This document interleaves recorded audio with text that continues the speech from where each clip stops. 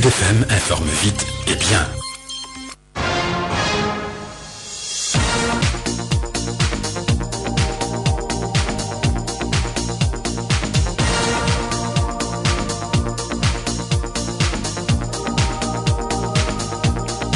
Mesdames et messieurs, il est 10h à Kissan et à Sangui, c'est dans la commune de Notto Diobass, même heure dans les studios de Sud FM Thiès.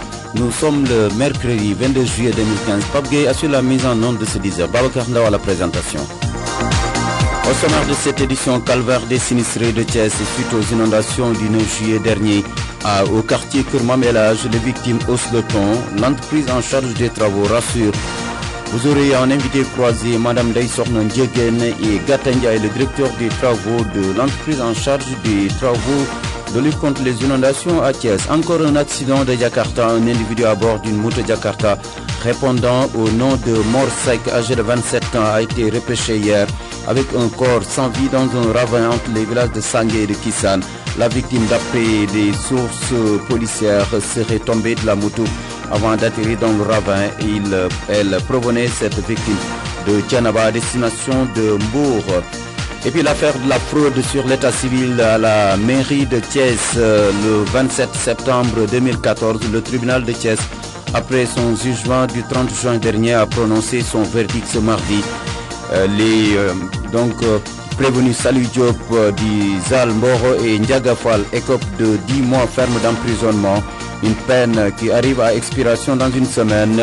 Quant à Mamadou Di Lansana Sissé, Mamadou Bikri Faye, le père de l'enfant, ils ont tout simplement été acquittés par le tribunal. Le tribunal a estimé que la thèse de complicité poursuivie contre ces derniers n'a pas été étayée. Mesdames et messieurs, voici pour le sommaire, le développement dans quelques instants.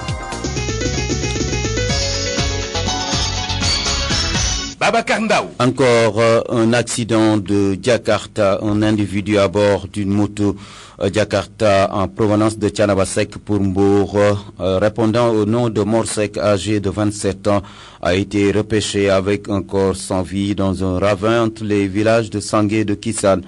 L'accident serait produit en début de soirée, plus exactement à 20h. La victime, d'après des sources des sapeurs-pompiers, serait tombée de la moto avant d'atterrir dans le ravin. Elle provenait de Thiénaba-Sek à destination de Mbour. Selon certaines informations, Morsek est le petit frère à l'ancien calife Serigne Madické Seck de Thiénaba Kadior. Toutes nos condoléances à la famille de Thiénaba.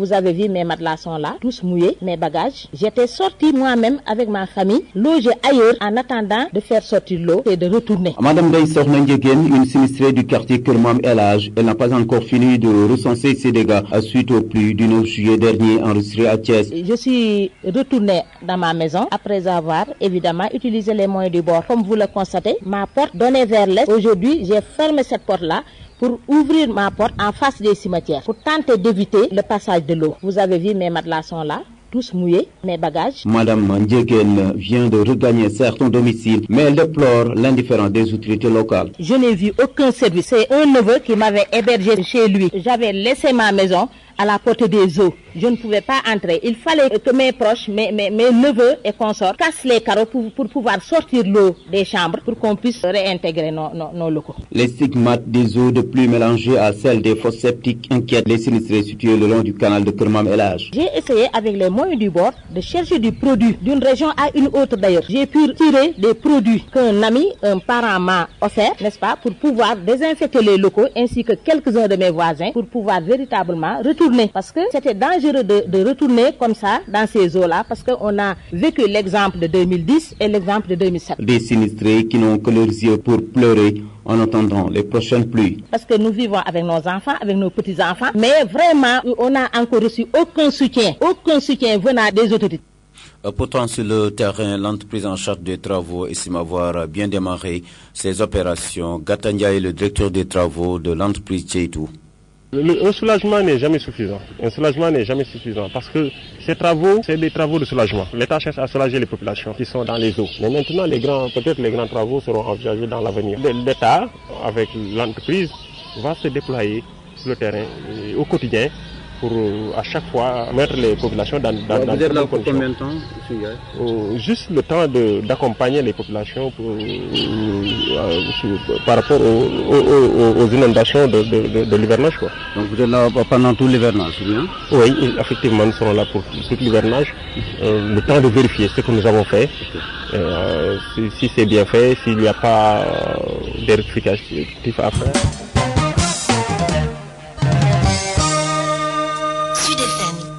Mesdames et messieurs, je vous le disais en titre, ouf de soulagement pour Mamadou Cissé, l'ancien Cissé, officier d'état civil à la mairie de Thiès-Ville, de même que le chef du centre d'état civil, Mamadou Bikri Faye, tout comme le père de l'enfant dont il était question dans cette affaire de fraude sur l'état civil. Ces trois cités ont été acquittés par le tribunal suite à son verdict prononcé hier. Par contre, Saliou Diop di Zalmboro et Ndiaga Fall, agents à l'état civil de Thiès, ces deux ont été condamnés à 10 mois ferme d'emprisonnement.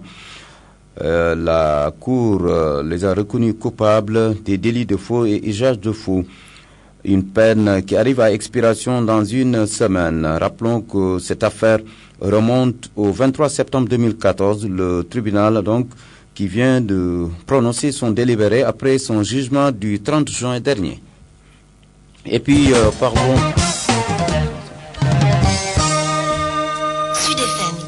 Élaboration de la lettre de politique sectorielle du secteur de la microfinance. Une rencontre se tient sur la question, une lettre de politique sectorielle.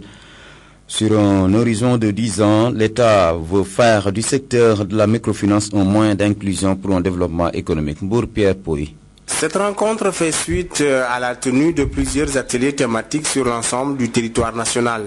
Au cours de cette présente rencontre, il s'agira de définir le plan d'action de la lettre de politique sectorielle de la microfinance sur 5 ans, mais également d'élaborer le plan d'action prioritaire qui est fixé à 2 ans. Un travail qui sera arrimé au plan Sénégal émergent. Elhadji Djili Mbaye-Lo, directeur de la microfinance. À l'issue de ces ateliers thématiques, aujourd'hui nous sommes dans le cadre de l'atelier de planification opérationnelle où il s'agit de définir le plan d'action de la lettre de politique sectorielle sur 5 ans, de définir aussi le plan d'action prioritaire sur un horizon temporel de 2 ans. Ce travail-là sera arrimé fortement au cadre stratégique défini par l'État, c'est-à-dire le plan Sénégal émergent. Le Sénégal a lancé ce processus d'élaboration d'une nouvelle lettre de politique sectorielle de la microfinance, la seconde, en février 2013 pour un horizon de 10 ans. La vision de l'État est de faire de la microfinance un secteur inclusif et performant au service d'une économie émergente dans une société solidaire.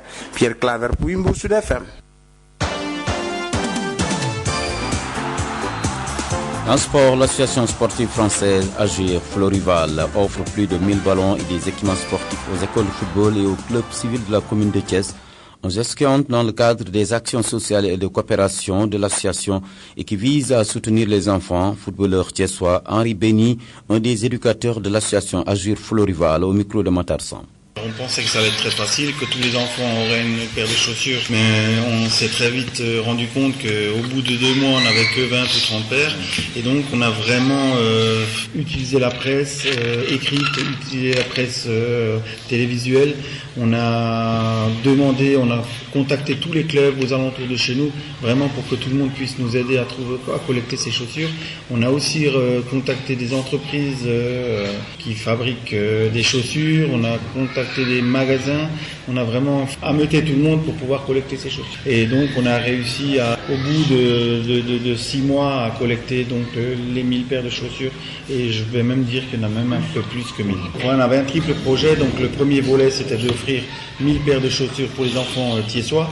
Le deuxième volet ce serait pour l'année prochaine d'essayer donc de faire venir une équipe de jeunes thiessois à notre tournoi en France, donc un tournoi de niveau international. Et dans un troisième volet, ce serait de déplacer une équipe de notre club en France au Sénégal à Thiès. Donc ça c'est le projet qu'on a sur 3 ans.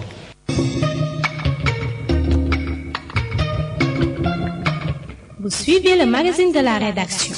Maintenant, face à l'invité. Notre première invitée s'appelle Madame Ndeye Sokhna Ndiéguène. Elle habite le quartier Keur Mam El Hadj le long du canal. Elle fait partie des sinistrés suite aux pluies du 9 juillet dernier. Et elle revient sur le calvaire vécu depuis lors, mais également ce qu'elle appelle l'absence des autorités sur le terrain.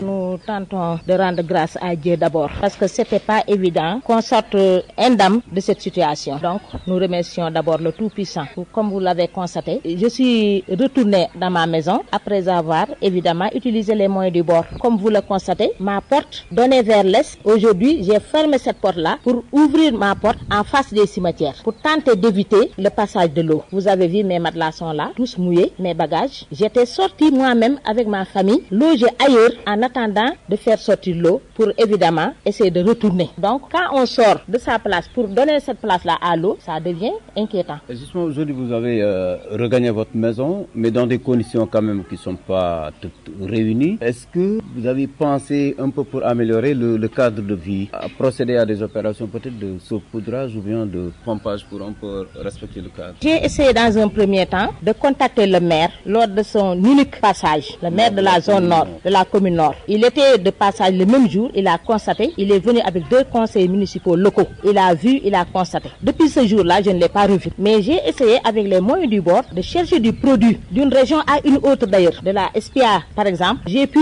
retirer des produits qu'un ami, un parent m'a offert pour pouvoir désinfecter les locaux ainsi que quelques-uns de mes voisins pour pouvoir véritablement retourner. Parce que c'était dangereux de retourner comme ça dans ces eaux-là parce qu'on a vécu l'exemple de 2010 et l'exemple de 2007. Ouais. Concrètement, qu'est-ce que vous attendez du maire et des autorités municipales du Nord?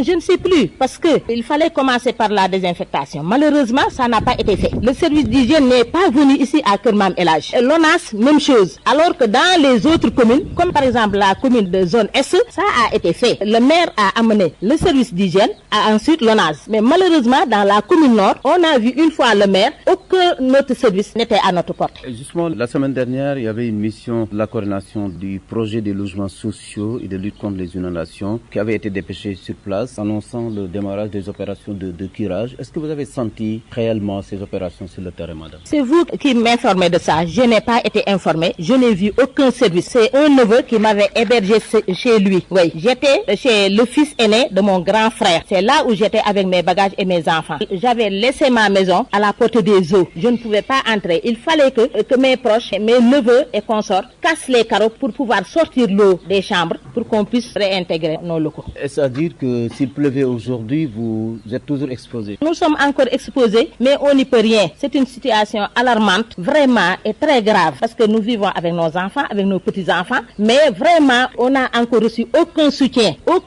venant des autorités. Au même moment, une députée de la République a fait le déplacement. Oui, j'ai reçu Fatou Thiam, c'est ma fille. Elle est avec ma fille d'ailleurs à Dakar, mais elle s'est déplacée, elle est venue jusque-là. Elle nous a aidés à acheter des briques, du ciment pour pouvoir fermer la porte centrale qui s'ouvrait vers les voisins pour maintenant ouvrir une porte en face des cimetières et rehausser un peu la porte d'entrée du véranda. Tout ça, donc, c'est Madame Fatou Thiam qui m'a aidé à pouvoir entrer dans la maison et à dépêcher, n'est-ce pas, le service qui m'a aidé avec du produit pour pouvoir désinfecter et aider quelques-uns de mes voisins à désinfecter leurs locaux. C'est Madame Fatou Thiam, députée, qui m'a aidé à ça. Certainement que vous ne perdez pas espoir par rapport à nos autorités locales. Qu'est-ce que vous leur dites, Madame Ndeye Sokhna Ndiéguène? Peut-être avec l'acte 3 de la décentralisation, je ne sais pas. S'ils ont des problèmes, peut-être, mais quand même, la communication. Tu sais, le déficit de communication, ça pose problème. C'est ça le problème. Si le maire venait de temps en temps nous voir, nous expliquer ce qui se passe, mais on l'a vu une fois, c'est tout. 13 jours après ou 15 jours, on ne l'a plus revu. On n'a vu ni les services d'hygiène, ni l'ONAS, on n'a vu aucune autorité. Je n'ai pas vu le préfet, ni le gouverneur, ni personne. Le cri de cœur de Madame Ndeye Sokhna Ndiéguène, elle fait partie des sinistrés du quartier Keur Mam El Hadj. Pourtant, sur le terrain, les travaux ont bien démarré. Le directeur des travaux de l'entreprise en charge rassure, son nom Gata Ndiaye. Je m'occupe des travaux des inondations de Thiès.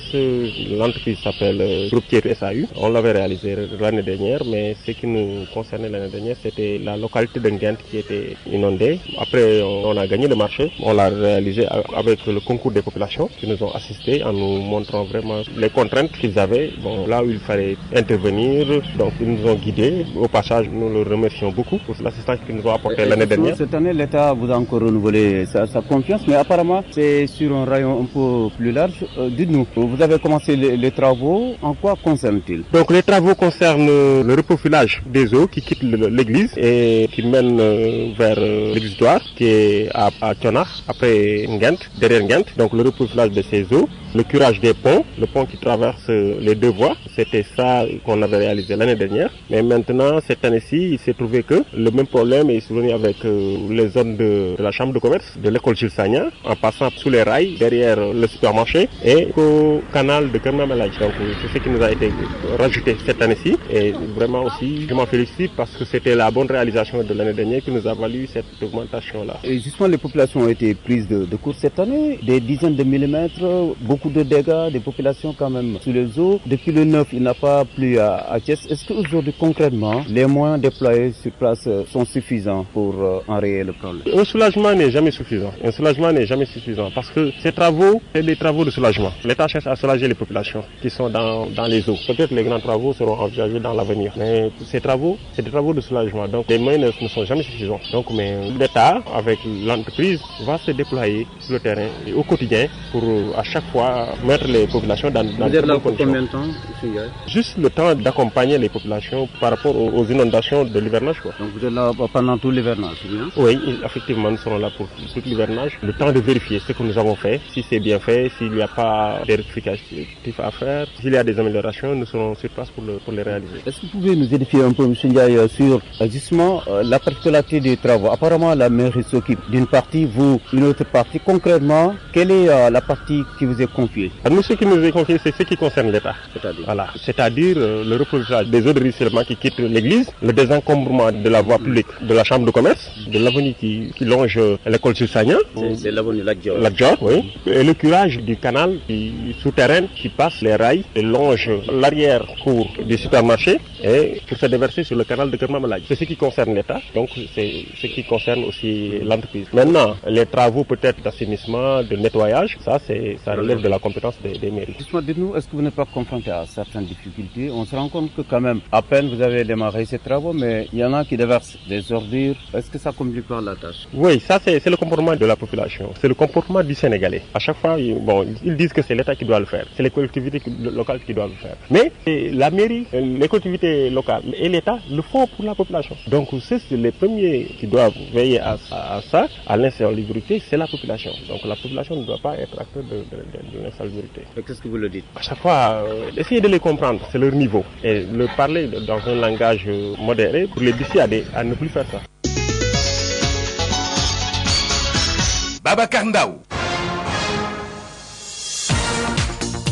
Mesdames et messieurs, 10h20, c'est la fin de cette édition. Le rappel des titres, le calvaire des sinistrés de Thiès suite aux inondations du jeudi 9 juillet dernier.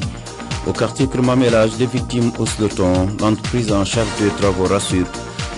Vous avez accueilli nos deux invités croisés, Madame Ndesorna Ndjegen et le directeur des travaux de l'entreprise Tcheitou SAU, Gata Ndiaye. Encore un accident de Jakarta, un individu à bord d'une moto Jakarta en provenance de Tianabasek pour Mbour, répondant au nom de Morsek, âgé de 27 ans, a été repêché hier avec un corps sans vie dans un ravin entre les villages de Sangué et de Kissan. La victime, d'après nos sources, serait tombée de la moto avant d'atterrir dans le ravin. Elle provenait de Tianaba, donc à destination de Mbour. Affaire de la fraude sur l'état civil qui secouait la mairie de Thiès depuis le 23 septembre 2014. Le tribunal de Thiès, après son jugement du 30 juin dernier, a prononcé son verdict ce mardi. Il a reconnu coupable des délits de faux et usage de faux, Salou Diop Dizal, Mboro et Ndiagafal. Il les a condamnés à 10 mois ferme d'emprisonnement, une peine qui arrive à expiration dans une semaine. Quant à Mamadou Di Lansana Sissi, officier d'état civil, et Mamadou Bikri Faye, le responsable du centre d'état civil de Thiès, ils ont tout simplement été acquittés. Le tribunal a estimé que la thèse de complicité n'a pas été établie. Mesdames et messieurs, c'en est tout pour ce 10h. Merci d'avoir suivi le programme de la 102.2. Vous avez bien raison de choisir sur FM Thiès. Pape Gueye a assuré, là vous la présente.